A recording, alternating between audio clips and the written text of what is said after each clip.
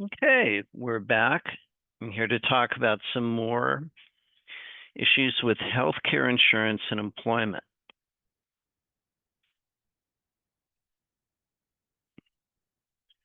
So, things as we know about in terms of insurance and premium. Insurance is basically a way of reducing somebody's exposure to risk or loss by having another party, such as an insurance company, assume the risk. You do this with auto insurance. You pay a premium if you get into an auto accident. Instead of you paying to repair your car, the insurance company picks it up, right? And you might have one accident once in every 10 years and pay premiums for that entire 10-year period. The amount you pay the insurance company is the premium.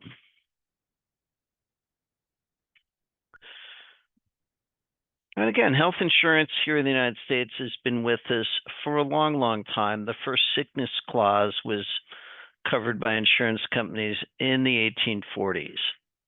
And again, the major cost of an illness was not medical care, it was more the loss of wages. And again, old terminology was a sickness fund, right? Burial insurance, right?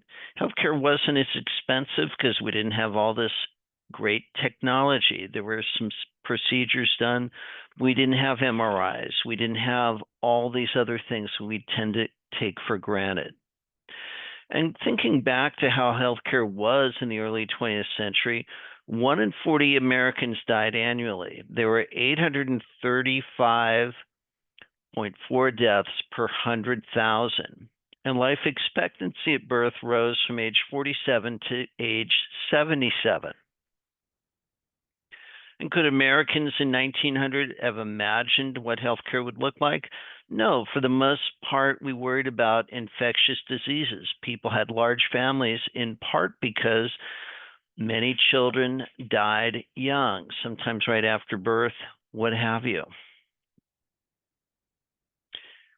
By 1920, many European countries had adopted national health insurance. This goes back to the time of Bismarck and others who thought that health insurance should be some sort of a right to citizens who pay for taxes. And then we had these proposals for nationalized health insurance, some of which are mentioned in your text and some of which are still being discussed today. The merits of a single payer system, mandated insurance, and so on. And here in the United States, for the most part, proposals for compulsory nationalized health insurance has failed. Even things that we look at as government-sponsored, government-run health insurance, in a large part relies on private insurance. And this is kind of the way it's been for some time. It's been the idea of a national single-payer plan has been opposed by physicians, pharmaceutical firms, and insurance companies. And here in the United States, Blue Cross Blue Shield covered school teachers in Texas. We talked about that in HIM 160. And in the 40s, government issued a series of acts to address the labor shortage. And we had things like the Kaiser Permanente plan in the Kaiser shipyards here on the West Coast.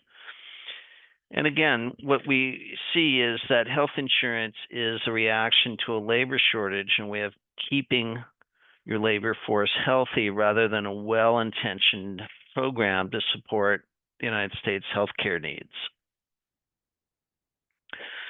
The idea of tying health insurance to employment has worked well for larger employers. Larger employers can look at health insurance as being a benefit that you can offer to employees. Many times the employer will pay a portion, in a few cases, all of the health insurance premium. And this premium, again, going back to what we talked about earlier, is the amount of money a policyholder or beneficiary must periodically pay a healthcare insurance company in exchange for healthcare coverage.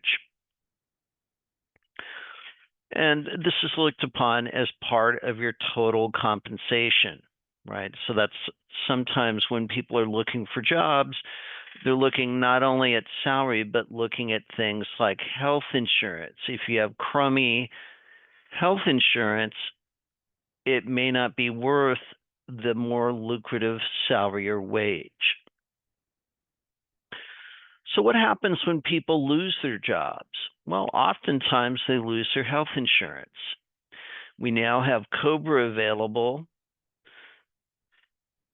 We also have extended health care insurance, which can get very, very pricey, and COBRA is certainly no bargain. And we have what's covered under the affordable health care. Now, under affordable health care, we also have the marketplace, the exchange, if you will, where you may pay more than what you would pay through a large employer, right, because of a risk pool, but it's generally cheaper than not having any health insurance at all.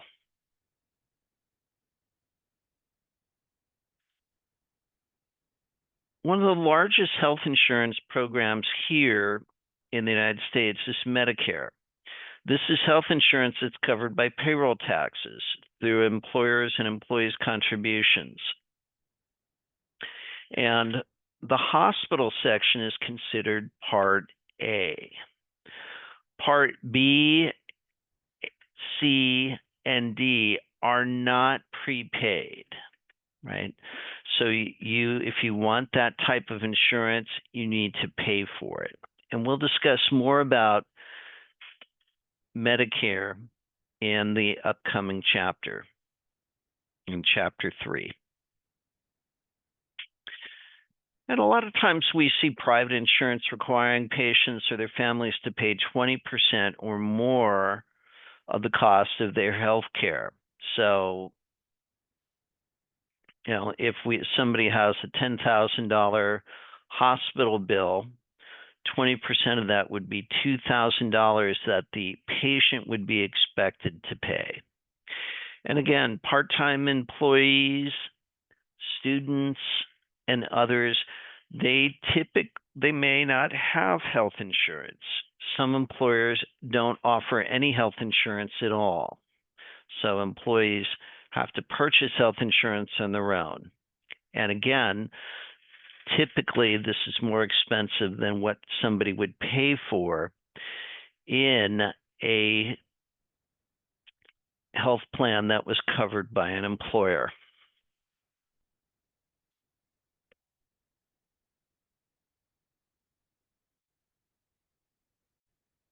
And that's all I have for you. We'll see you online. Bye now.